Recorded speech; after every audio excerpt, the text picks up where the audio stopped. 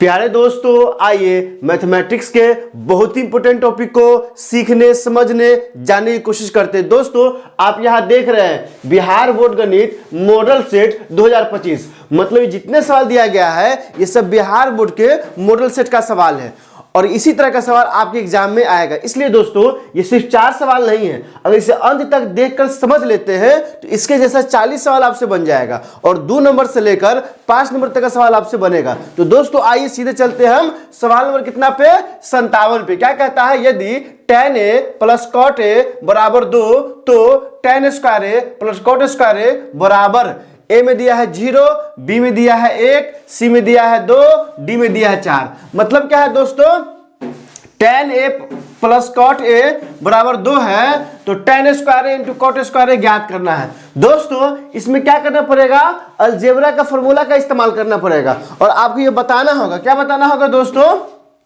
कि a square plus B square बराबर क्या होता है, a प्लस बी के होल स्क्वायर माइनस 4ab।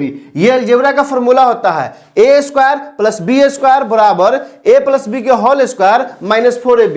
इसी का इस्तेमाल करके हम इसका मान निकालेंगे। आइए देखिए कैसे निकालते हैं। क्या दिया है दोस्तों, निकालना है tan स्क्वायर ए प्लस cot स्क्वायर ए का मान निकालना है। तो दोस्तों, वहां आप देख रहे हैं कि ए स्क्वायर प्लस बी स्क्वायर को हम क्या लिख सकते हैं, ए प्लस बी के होल स्क्वायर माइनस 4ab।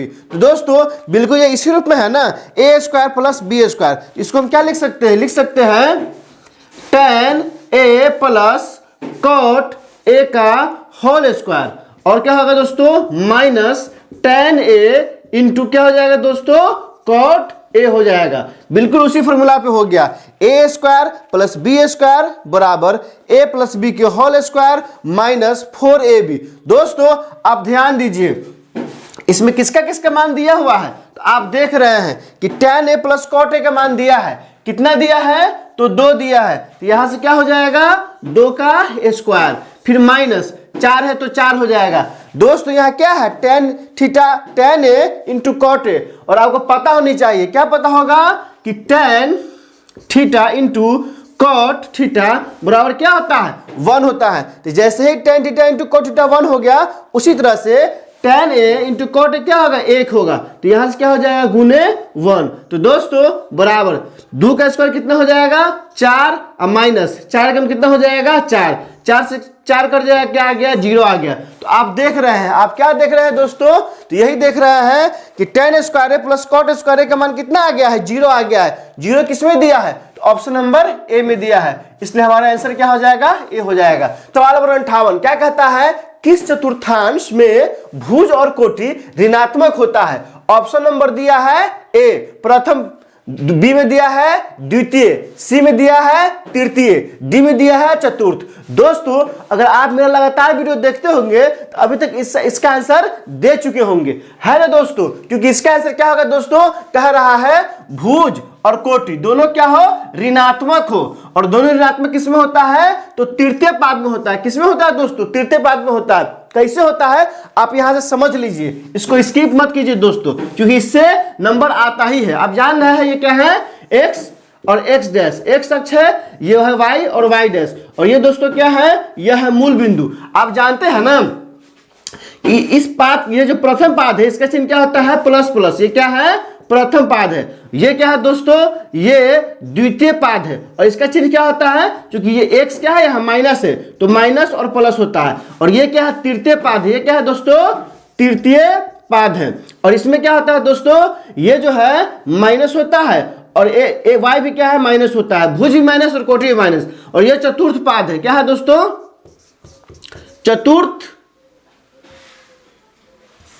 चतुर्थ पाद है। और दोस्तों, इसका क्या होता है दोस्तों, इसका प्लस होता है, इसका क्या होता है, माइनस होता है। तो आपको हमेशा याद रखना होगा कि प्रथम पाद का चिन्ह क्या होता है, प्लस प्लस होता है। द्वितीय पाद का चिन्ह क्या होता है, माइनस प्लस होता है। और तृतीय पाद का चिन्ह क्या होता है, माइनस माइनस होता है। और चतुर्थ पाद का चिन्ह क्या होता है, प्लस माइनस होता है। तो देख लिए ना, जो तृतीय पाद है उसका क्या है, भुज भी माइनस है और कोटि भी माइनस है, इसलिए हमारा आंसर क्या होगा, ऑप्शन नंबर सी हो जाएगा। तो सवाल नंबर 59 क्या कहता है कि बिंदु ए 80 और -6 2 के बीच की दूरी है। क्या है दोस्तों, ए में दिया है 2√10 इकाइयां, बी में दिया है 10√2 इकाइयां, सी में दिया है 10 इकाइयां और डी में दिया है 16 इकाइयां। दोस्तों यहां दो बिंदु दे दिया है। कौन कौन बिंदु दिया है? तो ए में दिया है, क्या दिया है दोस्तों? 8 0।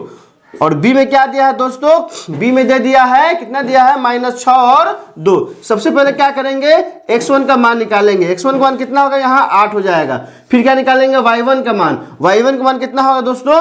0 हो जाएगा। फिर क्या निकालेंगे? x2 का मान। x2 का मान कितना हो जाएगा? -6 हो जाएगा। फिर निकालेंगे y2 का मान। y2 का मान कितना हो जाएगा? तो y2 का मान क्या हो जाएगा? 2 हो जाएगा। और फॉर्मूला से जानते हैं ना, ए बी दूरी निकालना है तो क्या होगा? √x2 माइनस x1 के whole square plus y2 minus y1 के होल स्क्वायर। दूरी सूत्र से हम लोग जानते हैं क्या? x नियामक के अंतर x नियामक के अंतर के स्क्वायर प्लस y नियामक के अंतर के स्क्वायर। दोस्तों अगर आप ये नहीं जानते हैं तो डिस्क्रिप्शन में हमने कोऑर्डिनेट ज्योमेट्री का प्लेलिस्ट लगा दिया है, आप वहां जाइए और उस वीडियो को देखिए। ये सब सवाल आपको चुटकियों में बन जाएगा। तो दोस्तों अब मान डालिए। जब हम मान डालेंगे तो क्या हो जाएगा दोस्तों? x2 का मान कितना दिया है? -6। तो क्या हो जाएगा? √-6 और माइनस x1 कितना है दोस्तों? 8 है। तो क्या हो जाएगा? 8 का होल स्क्वायर -6 माइनस 8 क्या हो जाएगा? Whole square. फिर क्या हो गया? प्लस यहाँ क्या है? y2 माइनस y1 का मान कितना दिया है? 2 दिया है और y1 0 दिया है। तो क्या हो जाएगा दोस्तों? 2 माइनस 0 के होल स्क्वायर √। अब क्या करेंगे दोस्तों? इसको आगे बढ़ाएंगे। जैसे ही आगे बढ़ाएंगे तो यहां से क्या हो जाएगा? 8 6 14। तो √- -14 क्या हो जाएगा? होल स्क्वायर हो जाएगा।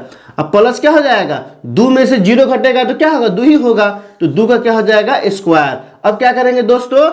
-14 का स्क्वायर करेंगे। तो -14 का स्क्वायर करेंगे तो क्या आएगा? प्लस में आएगा दोस्तों। और 14 का वर्ग क्या होता है? आप कमेंट करके झट से लिख दीजिए। 14 का स्क्वायर होता है 196। अब प्लस क्या हो जाएगा? यहाँ 2 का स्क्वायर कितना हो जाएगा? 4 बराबर क्या हो गया? √200। क्या आ गया दोस्तों? √200। 200 को फैक्टर कीजिए। जब 200 को हम फैक्टर करेंगे तो क्या होगा? 2 से कटेगा 100 बार में, फिर 2 से क्या है? 50, फिर 2 से क्या है? 25, फिर 5 है, फिर क्या है दोस्तों? 5 है।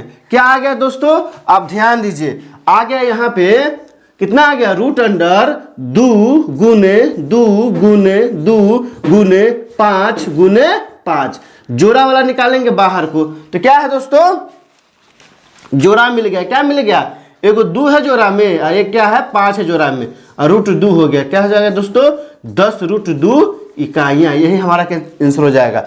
आप देखिए 10√2 कहाँ दिया हुआ है? तो 10√2 ए में दिया है? नहीं दिया है। बी ऑप्शन में दिया है 10√2। यही हमारा आंसर हो जाएगा। अर्थात ए 8 0 और बी -6 2 का बीच की दूरी क्या होगा दोस्तों? तो बीच की दूरी होगा 10√2 इकाइयां होगी। सवाल नंबर 60 क्या कहता है? एक्स अक्ष और वाई अक्ष के प्रतिच्छेदन बिंदु को कहा जाता है। ए में क्या दिया है दोस्तों? ए में दिया है केंद्रक, बी में क्या दिया है? बिंदु, सी में दिया है लंब केंद्रक, डी में दिया है परिकेंद्र। तो दोस्तों आइए क्या कहा जाता है? तो एक्स अक्ष जानते हैं ना, ये हो गया एक्स डैश, यही ना हो गया दोस्तों। ये क्या है? वाई और वाई डैश। और ये क्या है? ये लंब का रहता है। क्या रहता है? दूसरे पे लंब रहता है।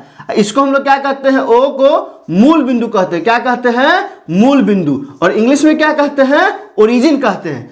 तो दोस्तों मूल बिंदु का ही ऑप्शन दिया है। यहाँ केंद्रक दिया है जो कि नहीं होगा। बी में दोस्तों बिंदु दिया है, मूल बिंदु नहीं दिया है। सी में दिया है लंब केंद्रक, ये भी नहीं होगा दोस्तों, क्योंकि लंब केंद्रक क्या होता है तो आप जानते हैं। अगर ये त्रिभुज है और इसका लंब, फिर इसका लंब और इसका लंब, तीनों जिस बिंदु पे मिलता है वो होता है लंब केंद्रक। और ये है परिकेंद्रक। मतलब क्या है? ऑप्शन नंबर बी होगा। यहाँ मूल बिंदु ना दे क्या दिया है दोस्तों? सिर्फ बिंदु दे दिया है। तो घबराना नहीं है कि वो मूल बिंदु नहीं मिल रहा है, मूल बिंदु नहीं मिल रहा है, मूल बिंदु नहीं मिल रहा है। आप ध्यान दीजिए क्या है? यहाँ सिर्फ बिंदु होगा। तो बी का आंसर क्या हो जाएगा दोस्तों? 60 का हो जाएगा बी, बिंदु हो जाएगा। अर्थात एक्स अक्ष और वाई अक्ष के प्रतिच्छेदन बिंदु को कहा जाता है मूल बिंदु, अर्थात बिंदु कहा जाता है। तो दोस्तों अगर आपको इसमें कहीं कोई दिक्कत हो तो आप कमेंट करके हमें बता सकते हैं। और डिस्क्रिप्शन में हमने प्लेलिस्ट लगा दिया है मैथमेटिक्स के अलग अलग टॉपिक का, ट्रिग्नोमेट्री का, ज्योमेट्री का, आप जाइए और उसको ध्यान से देखिए। वीडियो अच्छी लगी तो लाइक कीजिए, मेरे चैनल को सब्सक्राइब कीजिए और ज़्यादा से ज़्यादा शेयर कीजिए। बहुत बहुत शुक्रिया।